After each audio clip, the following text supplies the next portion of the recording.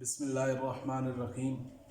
عزیز طلبہ، اسلامیات کلاس 7، آج ہمارا سبق ہے سورۃ القاریہ۔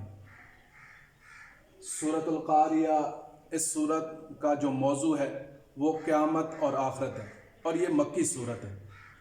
اب اس سورت کے اندر عزیز طلبہ، ہم جب اس کے الفاظ، اس کا ترجمہ اور تشریح پڑھیں گے تو آپ دیکھیں گے کہ اس کی شروع کی جو آیات ہوں گی اس میں قیامت کا جو عظیم حادثہ برپا ہوگا اس کے بارے میں ابتدائی آیات کے اندر ذکر ہے، اور پھر اس کے بعد کی جو آیات ہیں اس کے اندر قیامت کے دن اللہ کی عدالت کے اندر جب لوگوں کا حساب و کتاب ہوگا اس کا ذکر ہے، یعنی جن کے اعمال کا وزن کیا جائے گا، جن کے اعمال کا وزن زیادہ ہوگا وہ جنت میں جائیں گے، اور جن کے اعمال کا وزن میزان میں کم پڑ جائے گا وہ لوگ جہنم کے اندر جائیں گے، وہ خسارے کے اندر ہوں گے۔ تو آئے ہم اس سورت کے الفاظ، اس کا ترجمہ اور اس کی تشریح پڑھتے ہیں۔ تو سورت کے الفاظ کیا ہیں؟ القاریہ ما القاریہ، اور ترجمہ کیا ہے کہ عظیم حادثہ۔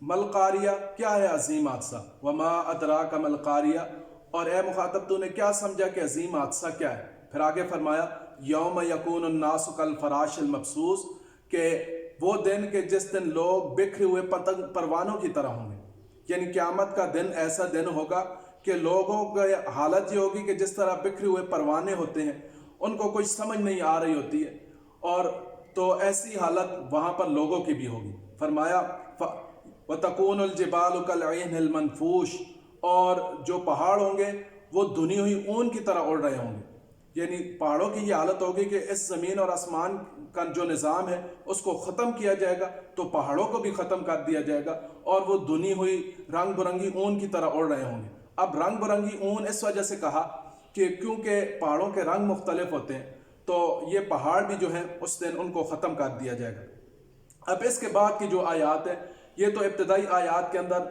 جو عظیم حادثہ برپا ہوگا، قیامت آئے گی، اس کا ذکر ہو گیا۔ اب اس کے بعد جو اللہ تبارک و تعالیٰ کے دربار میں اس اعمال کا حساب و کتاب ہوگا اس کا ذکر کیا جا رہا ہے۔ فرمایا فَأَمَّا مَنْ ثَقُلَتْ مَوَازِينُهُ، پس جن کے پلڑے بھاری ہوں گے، فرمایا فَهُوَ فِي عِيشَةٍ رَاضِيَةٍ، تو وہ دل پسند عیش میں ہوں گے، یعنی جن کے اعمال نامے وزنی ہوں گے، جب قیامت کے دن اعمال کا وزن کیا جائے گا تو جن کے اعمال نامے وزنی ہوں گے تو وہ اپنی منچائی زندگی کے اندر ہوں گے، جنت کے اندر جائیں گے، اللہ کے مہمان خانے کے اندر، اور وہاں پر جو چیز چاہیں گے وہ ان کو ملے گی۔ فرمایا وَأَمَّا مَنْ خَفَّتْ مَوَازِينُهُ، اور جن کے پلڑے ہلکے ہوں گے، فرمایا فَأُمُّهُ هَاوِيَةٌ، ان کا ٹھکانہ ہاویہ ہوگا۔